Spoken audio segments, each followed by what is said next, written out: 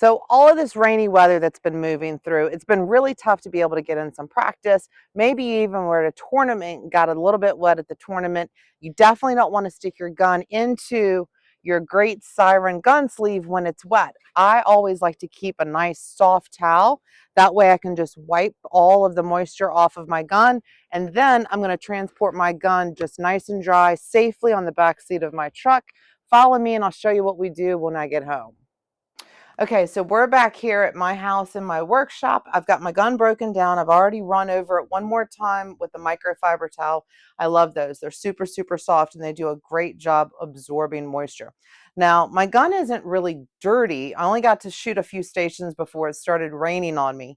So I don't need to do a full cleaning, but I do want to make sure that it's really, really dry and protected going forward. So once I have it all broken down like this, I'm going to take a silicone cloth. If you don't have one, spend the $6 or $7. It is worth every penny and then some.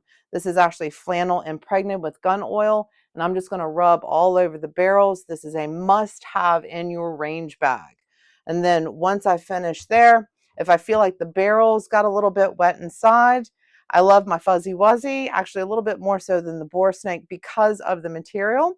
It's going to pick up any remnants of moisture that are inside of the barrels. Again, I don't really need to clean my gun, a full cleaning, but I do want to make sure it's protected. So I've got gun oil or I've got Ballistol that I can use. And I'm just going to put a little bit of that lubricant down into the forearm and then in those critical component spots on the receiver. Once I have finished with all of that, then I'm going to go ahead and put my gun back together, then stick it into one of these silicone socks. It's a little bit of overkill, but these guns are meant to last a lifetime. And I want to make sure that I am not the reason that this gun doesn't last a lifetime. So I tend to keep all of my guns in a silicone sock in my gun safe just to make sure they have a little bit of extra protection with them. So that's this week's Tuesday tip. I hope it helped. Until next week, this is Kate with Siren Pro Staff Promotions Manager for the Hunting Division. Thank you so much for tuning in, and we'll see you next week.